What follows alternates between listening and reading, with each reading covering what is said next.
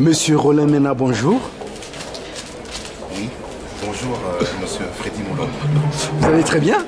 Oui, ça va, par la grâce de Dieu, merci. Bon, alors, vous êtes l'homme du 12 septembre. C'est les noms qui vous collent maintenant à la peau. Nous sommes vraiment heureux de nous retrouver ici, en plein Paris, au Palais des Congrès. Nous voulons parler de la situation de la République démocratique du Congo. Vous êtes un acteur important au sein de la diaspora congolaise. Comment voyez-vous d'abord ces élections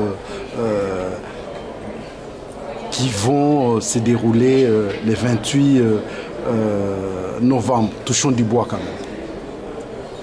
même. Disons que le processus électoral est déjà en cours. Hein. Mais bon, vous savez, Monsieur Freddy Moulongo, je pense que vous savez parfaitement que moi je me situe dans le cadre de la résistance. Tout ce que je le fais dans le cadre de la résistance. Tout ce que je le dis pour défendre la position des résistants que nous sommes. Donc par rapport à ces élections, moi personnellement, en tant que patriote combattant résistant, je n'accorde aucun crédit, je n'accorde aucune importance à ces élections-là.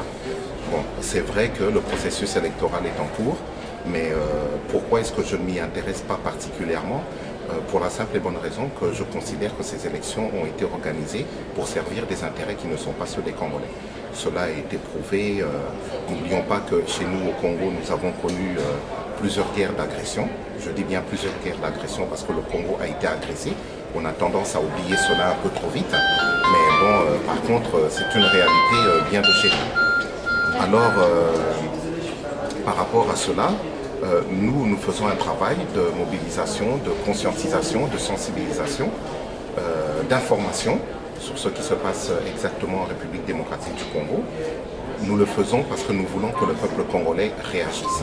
Notre démarche, c'est celle-là, que le peuple congolais réagisse dans son ensemble, partout où il se trouve, pour que nous mettions fin à cette situation dans laquelle le Congo est en train de tomber avec toutes ses populations dans un trou sans fond, cette situation dans laquelle le peuple congolais ne se retrouve pas.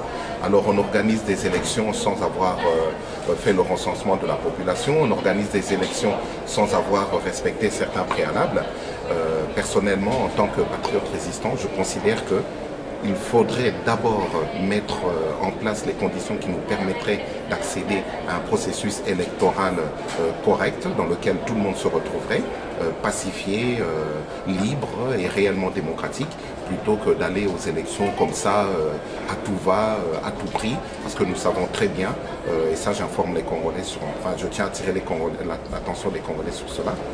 Les élections en elles-mêmes ne sont pas une panacée. Les élections en elles-mêmes ne vont pas régler tous les problèmes que connaît actuellement la République démocratique du Congo. Voilà la position qui est la mienne. J'aurais préféré, et je préfère, je me bats d'ailleurs pour cela, c'est pour cela que je fais ce travail envers le peuple congolais.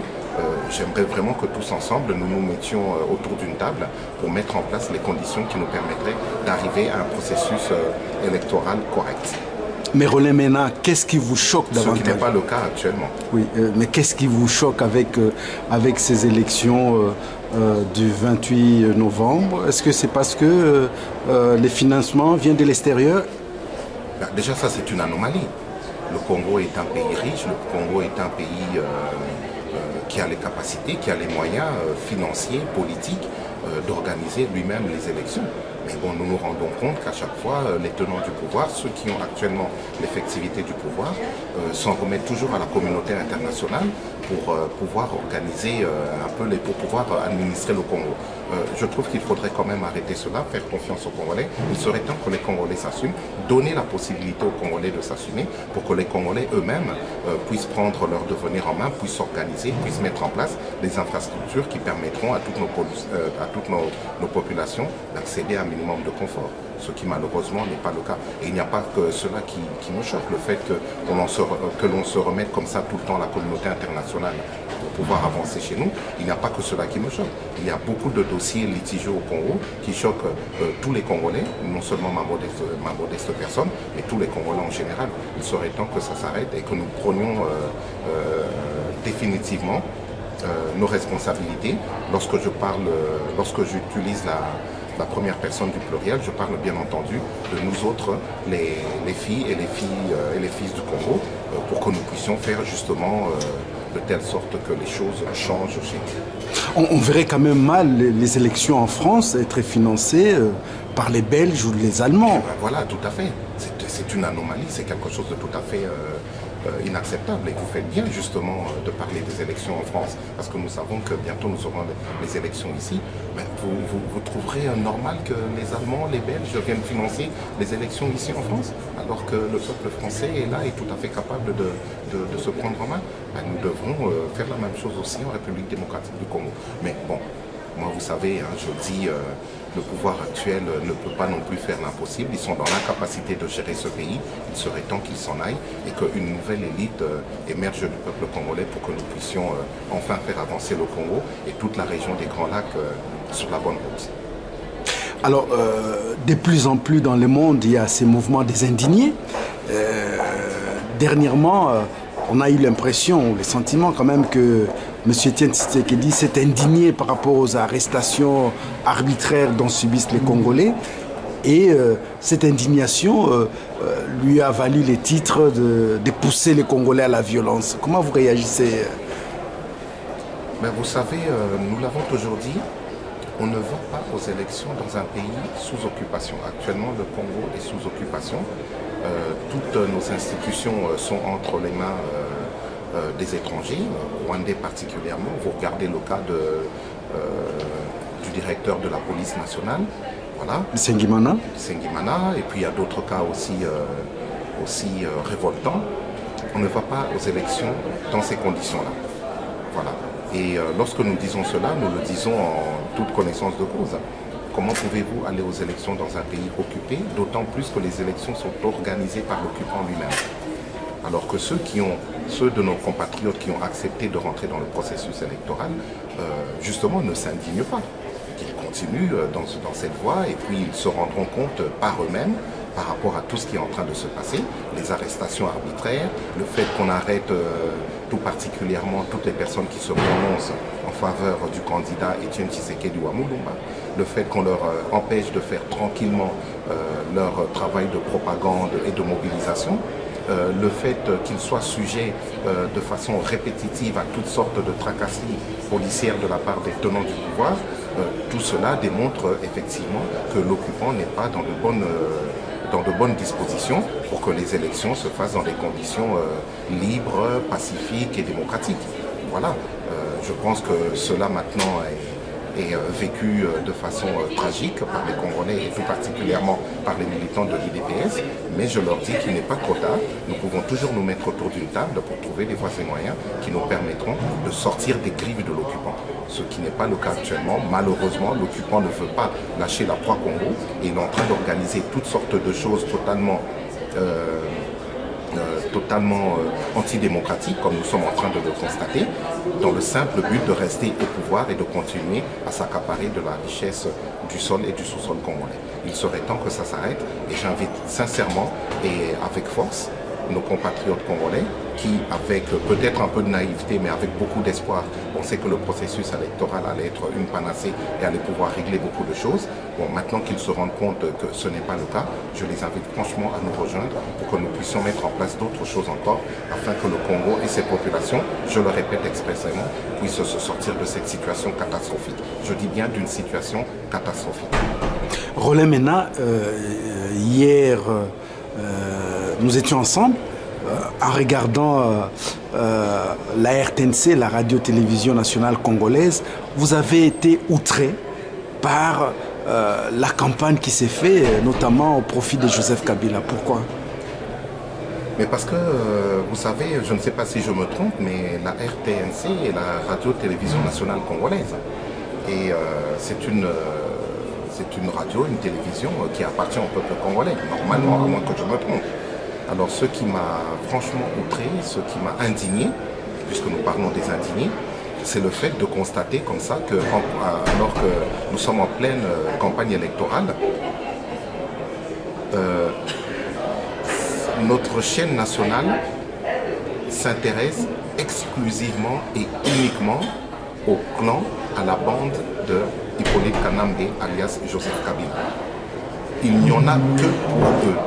C'est absolument incroyable. Moi, franchement, ça me fait bondir de ma chaise lorsque je vois que durant tout le processus électoral, ceux qui sont de la bande de la personne qui dirige le Congo actuellement ont la primauté, ont la priorité sur la chaîne nationale congolaise, alors que toutes les autres personnes, toutes les autres partis, alors que les opposants, en général, eux, n'ont pas le droit de citer sur cette chaîne. Pourquoi? Et voilà encore une anomalie. Voilà encore la preuve qu'on ne va pas aux élections lorsque ces élections sont dans ces conditions-là, et surtout lorsque ces élections sont organisées par l'occupant. L'occupant a tous les leviers du pouvoir, hein, et il ne veut pas s'en départir, il ne veut pas partager avec les autres Congolais qui ne regardent pas, qui n'ont pas la même vision qu'eux. Et voilà, ils sont dans leur rôle qui consiste à abrutir, que je me rendais compte qu'on abrutissait beaucoup les Congolais à travers cette chaîne, et surtout, et c'est cela le plus grave, à faire de telle sorte que le peuple congolais à l'intérieur ne puisse pas être au courant de la vérité. Un peuple qui n'est pas au courant de la vérité, un peuple qui ne connaît pas la vérité ne pourra jamais s'affranchir. Et je pense que ceux qui ont l'effectivité du pouvoir actuellement veulent absolument que le peuple soit lié dans la médiocrité, que le peuple soit dans l'inconnu, dans la méconnaissance, afin de pouvoir le dominer et afin de pouvoir faire ce qu'ils veulent en République démocratique du Congo. Voilà pourquoi j'ai été particulièrement indigné de voir que la chaîne nationale congolaise avait été prise en otage par ceux qui ont la responsabilité des affaires à la tête du Congo. Alors vous avez été presque scandalisé qu'un candidat qui s'appelle Patrick Bologna présente sa femme, son père, sa mère à la population, alors que vous auriez souhaité quand même qu'il y ait les débats. Oui, enfin, je me rappelle de... Oui, bien sûr, il n'y a pas que lui. Hein. Oui. Il n'y a pas que lui. Je n'aime pas trop ramener les problèmes du Congo sur des noms d'individus, oui, parce que les problèmes sont tellement sérieux qu'on n'a pas le temps de les minimiser. Mais c'est vrai que lorsque vous regardez, comme je disais tout à l'heure, ceux qui font partie du clan de M. Hippolyte Kanambe, on regarde et on se dit mais quelle médiocrité.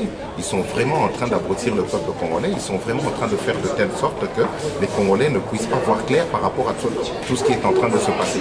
Alors le Congo est pris comme ça en otage, ça devient une affaire d'un clan, ça devient l'affaire d'une bande, c'est la République des amis qui sont en train de se partager les rênes du pouvoir comme ça, qui sont en train de s'en mettre plein le ventre et plein les poches au détriment du peuple congolais souverain. Je pense que, vous savez, je suis persuadé d'une chose, avec les liens, avec le pont qui est en train de se créer entre les Congolais de l'extérieur et les Congolais de l'intérieur, ceux qui actuellement sont en train de faire de telle sorte, ceux qui veulent faire de telle sorte que le peuple congolais ne puisse pas connaître la vérité de ce qui se passe exactement en République démocratique du Congo, à partir du pont qui est en train de se créer justement, vont être déçus et risquent de tomber de très haut. Qu'ils nous fassent confiance, le travail est en train de se faire et bientôt la médiocrité et toute cette mascarade au Congo prendra fin. Foi de patriote. Roland Mena, on vous connaît comme patriote, comme résistant, comme enfin, un acteur politique important ici à la place de Paris, mais on ne connaît pas trop les valeurs que vous défendez. Quelles sont les valeurs qui vous tiennent vraiment à cœur, que vous êtes prêt vraiment, que vous défendez depuis que vous êtes entré en politique? Vous savez, par la grâce de Dieu, je dirais, j'ai eu la chance de quitter le Congo très tôt, à l'âge de 6 ans, de venir en Europe. Et toutes ces années que j'ai passées en Europe m'ont permis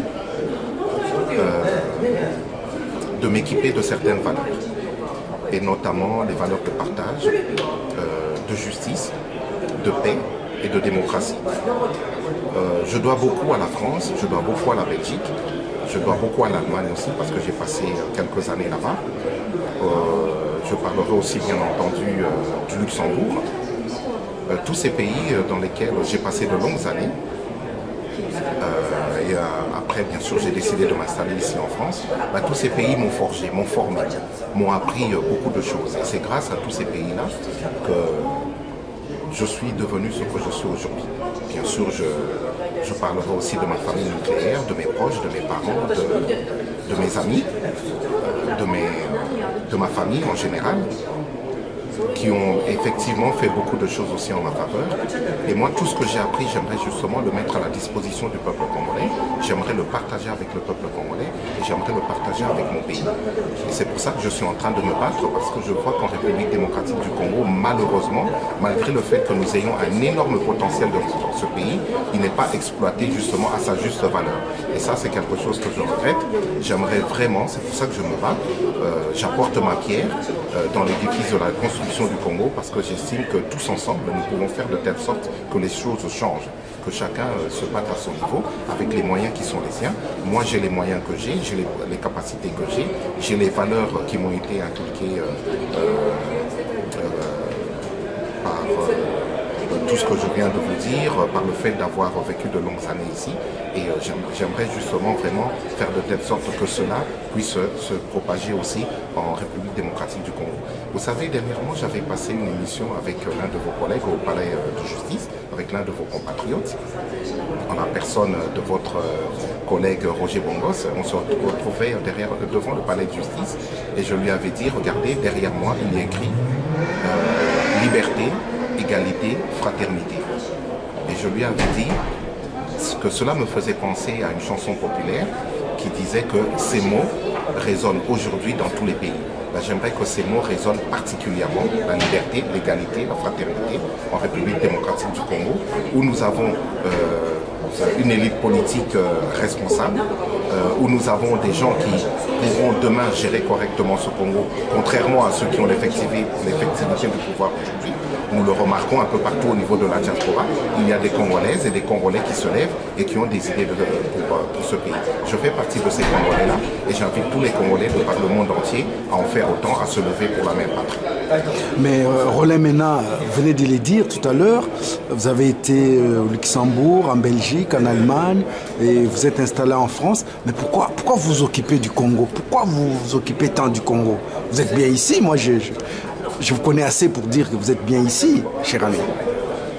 Oui, je ne me plains pas. J'ai une vie de famille qui m'apporte satisfaction. Je suis vraiment heureux. J'ai une vie professionnelle qui m'apporte aussi beaucoup de satisfaction. Bon, il faut se battre, hein. Ce n'est pas toujours... tout n'est pas toujours gai, bien entendu. Mais bon... ce n'est pas parce que nous sommes bien ici en Europe que nous ne devons pas penser à notre pays. Je dirais que c'est l'appel de la terre. Parce que moi, je suis né en République démocratique du Congo. Et l'appel de la terre fait que là où je me trouve, loin de mon pays, je me dis que bon, il serait temps maintenant de rentrer au pays et de prendre ses responsabilités, de prendre les choses en main avec tous les Congolais de bonne volonté, avec toutes les Congolaises de bonne volonté, qui voudraient vraiment travailler avec abnégation pour que les choses bougent au Congo. Lorsque je parle d'abnégation, je veux exactement dire ceci. Tous les actes que nous posons aujourd'hui et demain en République du Congo, nous devons le faire sans rien attendre en retour, mis à part l'essor de la nation et le bien-être du peuple congolais. C'est cela qui doit être au centre de nos préoccupations. Et j'invite vraiment tous les Congolais de bonne volonté à travailler dans cette optique, avec cet état d'esprit. Alors que répondez-vous à ceux qui disent, à ceux qui sont au pays, qui disent que bon, vous, de la diaspora, on vous appelle aussi la diaspora ou les diassa, c'est vraiment un melting pot de n'importe quoi. Vous êtes loin de la réalité, vous ne connaissez pas ce qui se passe, vous ignorez tout et c'est pas avec l'internet que vous allez libérer les Congo. Qu'ils se détrompent. Bien au contraire, il faudrait bien, ceux qui pensent cela, ceux qui disent cela, de ne pas sous-estimer Internet justement. Parce que grâce à ce formidable outil de communication, nous pouvons être reliés les uns aux autres, nous pouvons être informés de ce qui se passe exactement sur le terrain. Et puis n'oublions pas que nous autres au niveau de la diaspora, nous avons la facilité d'aller au pays et de revenir. Lorsque nous allons au pays, nous faisons des constats, nous remarquons certaines choses sur place, nous voyons certaines choses qui se passent et nous venons ici pour en informer ceux d'entre nous qui n'ont pas eu la possibilité de rentrer.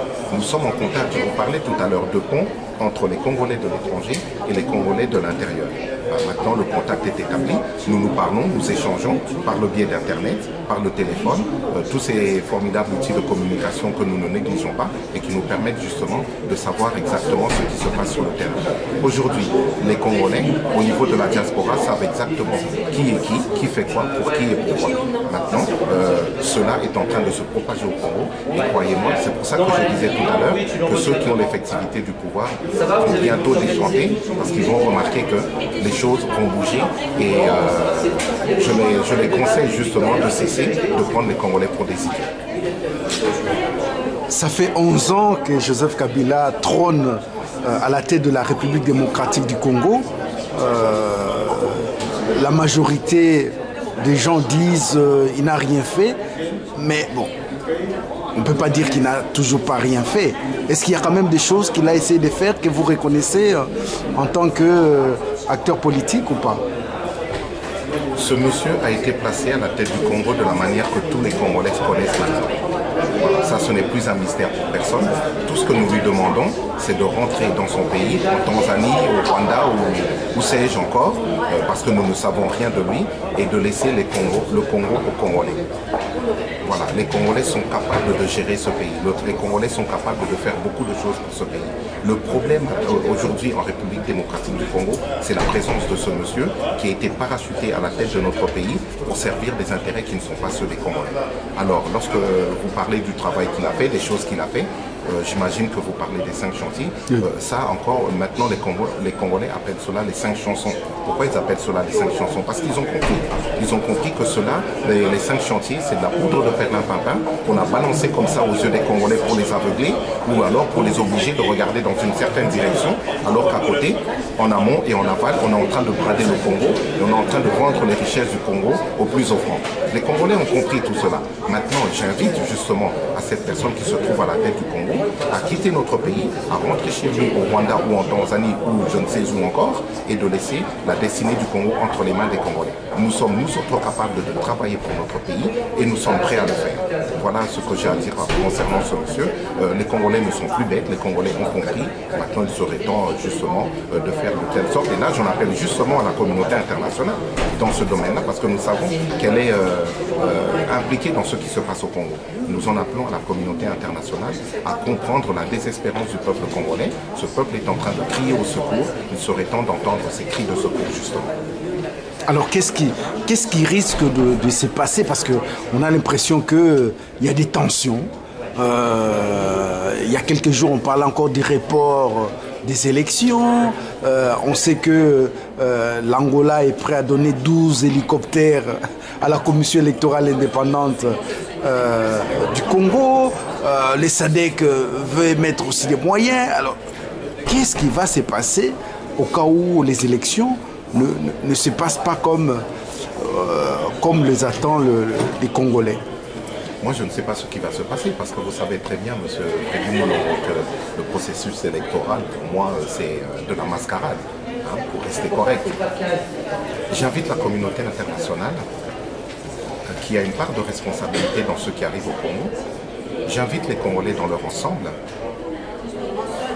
à faire de telle sorte justement que toutes ces anomalies que nous constatons en République démocratique du Congo cessent, à redonner de la valeur ajoutée à ce pays, à redonner, à permettre justement aux Congolais d'occuper leur place dans l'avancée du monde et d'occuper leur place au sein des concerts des nations.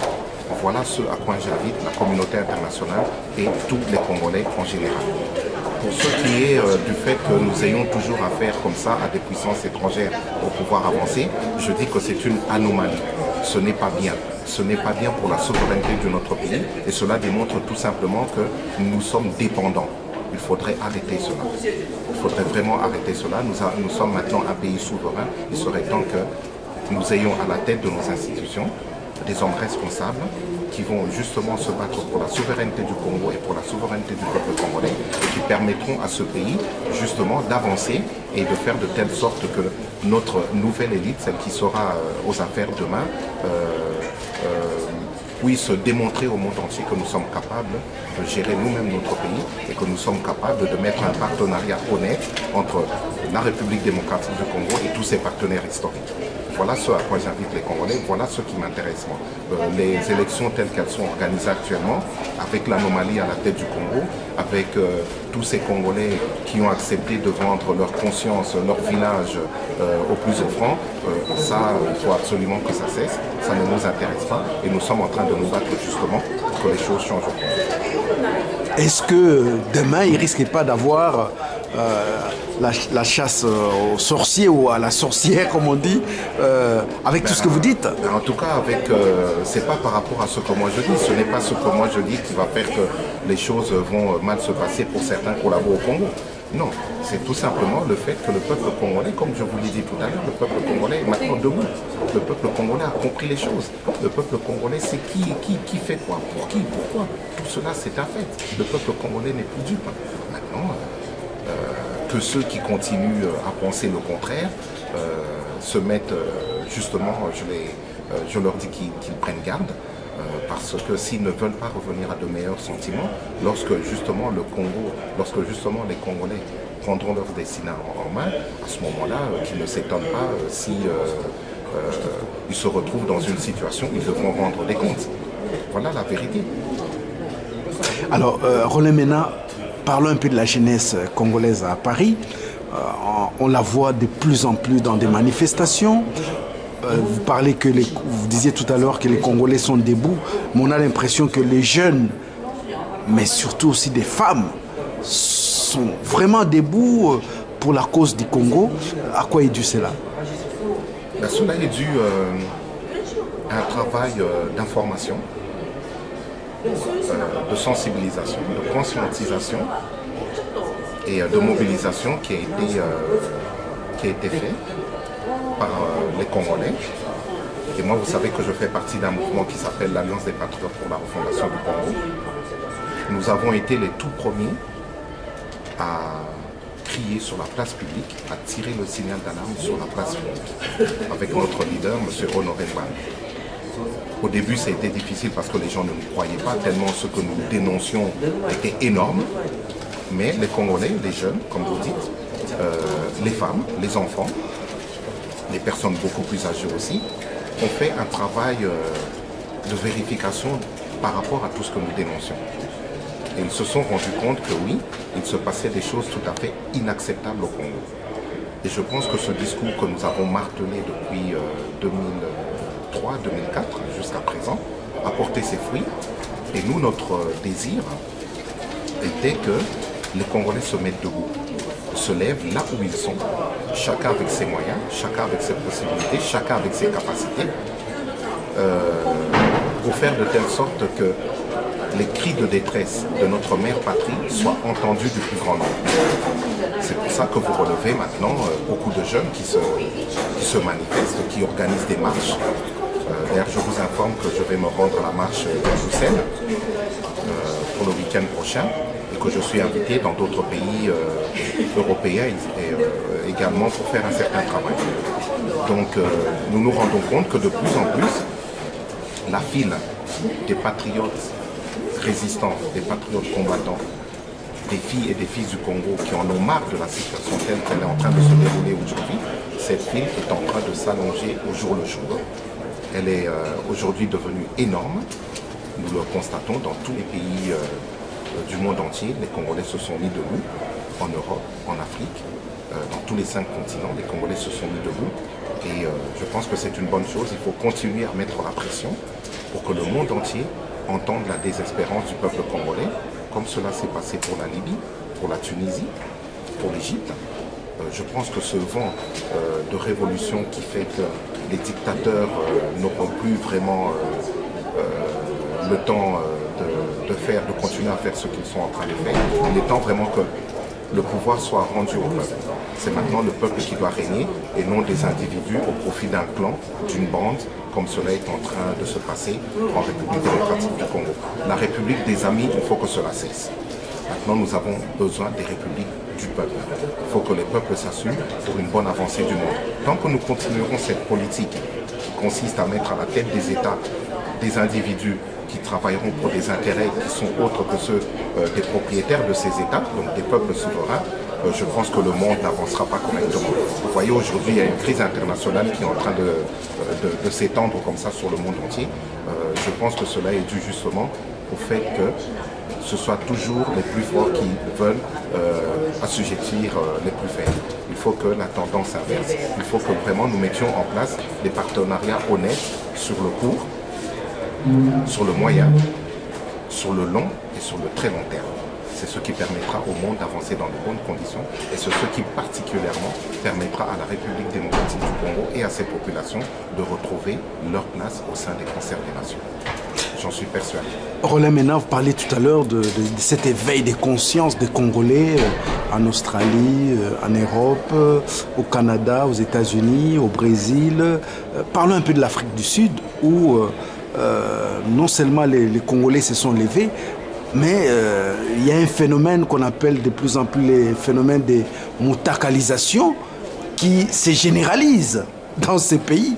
Donc les joséphistes qui s'hasardent d'aller en Afrique du Sud ont de plus en plus de problèmes.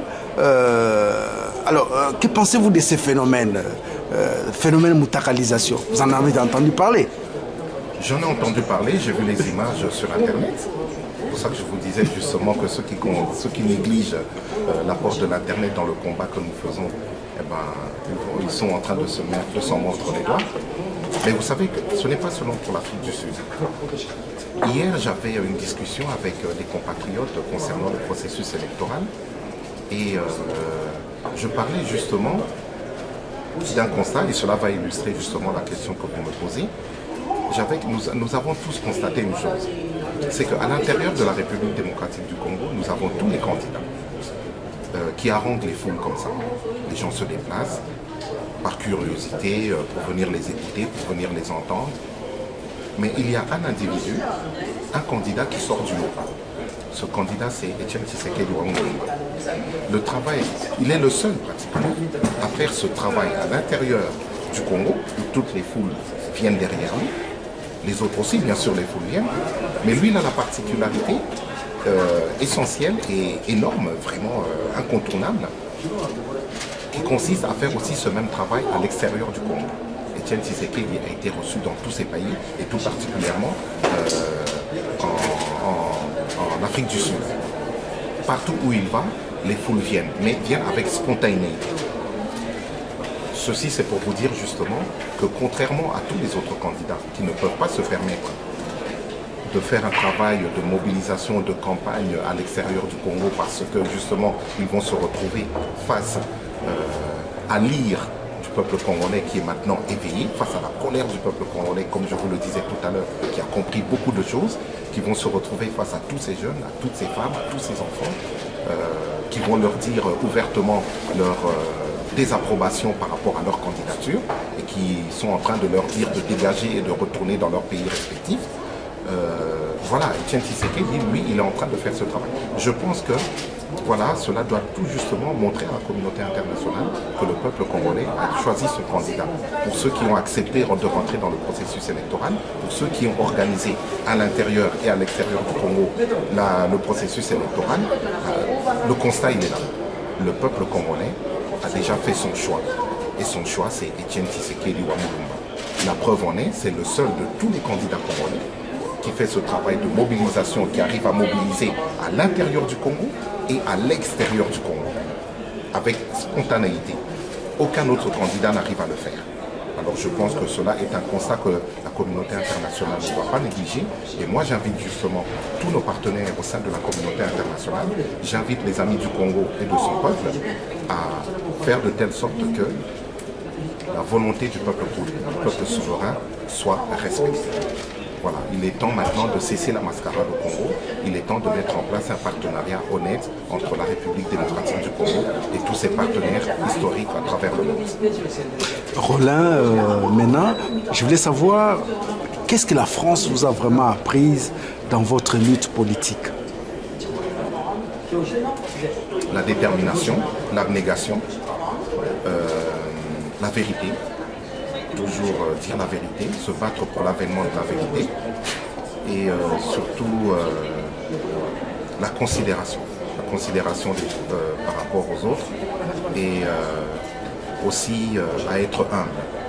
Ça, ce sont des valeurs que j'ai appris, qui m'ont été inculquées par la France et par tous les pays où j'ai vécu. Et moi qui vous parle, je pense que la France, justement, et tous ces pays que j'ai cités, ont un grand rôle à jouer en République démocratique du Congo pour l'établissement d'une véritable paix dans ce pays et dans toute la région des Grands Lacs, pour l'avènement d'un véritable partenariat win-win. Je pense que le pays des droits de l'homme, qui est la France, effectivement a de très belles choses à apporter à ce peuple congolais, à condition que ceux qui ont l'effectivité du pouvoir en France aujourd'hui et ceux qui l'auront demain comprennent la désespérance de ce peuple. Et j'en suis convaincu. Et quelle est votre vision du Congo de demain? Le Congo de demain, comme le disent beaucoup d'autres personnes, l'avenir du Congo est beau. Mais bien sûr, le Congo est un grand pays, riche, très beau, énorme, aux capacités intellectuelles évidentes. C'est un pays qui a un énorme potentiel et cela ne peut se voir, cela ne pourra s'observer que lorsque nous aurons demain des personnes responsables à la tête de nos institutions. Ce qui n'est pas le cas actuellement, où les personnes, les individus qui ont l'effectivité du pouvoir se caractérisent par une médiocrité qui fait bondir toutes les personnes sérieuses sur leur chaise. Ça, c'est vraiment incroyable. Le Congo est devenu comme un laboratoire d'essai où on tente tout et n'importe quel genre d'expérience. Ça, il faut arrêter ça. Il est vraiment temps qu'une nouvelle élite congolaise s'assume. Et moi qui vous parle, je vous dis tout simplement que nous sommes prêts à prendre nos responsabilités avec toutes les personnes de bonne volonté dans tous les domaines. Je dis bien dans tous les domaines. Roland Mena, puisqu'il nous reste peu de temps, les mots de la fin par rapport aux internautes de Réveil FM International et Congo Téléma qui vont vous suivre. Boïkampiko. Boïkampiko, cela veut dire rester droit dans vos bottes, rester déterminé. Avançons main dans la main, arrêtons nos divergences, restons concentrés sur notre objectif et regardons tous dans la même direction, celle de l'avènement d'un Congo nouveau où nous aurons des individus, des personnes qui vont travailler pour que tout le monde puisse vivre correctement, non seulement au Congo, mais dans toute la région des Grands Lacs. Voilà, continuons ce travail. Nous sommes en train d'être entendus par les grands décideurs de ce monde et qui sont prêts à nous apporter leur appui à condition qu'ils sentent qu'effectivement nous sommes déterminés et que nous voulons vraiment apporter notre pierre à l'édifice qui permettra au monde entier d'avancer. Voilà. Continuons comme ça, ne lâchons pas prise et je pense que cela ne sera bénéfique qu'à nos populations, non seulement à nos populations, non seulement au Congo, mais cela sera vraiment bénéfique à toute la région. Continuons à travailler. Boïkampiko. Roland Mena, je vous remercie. Merci, monsieur Freddy Moulongo. Et à très bientôt. Merci. Merci.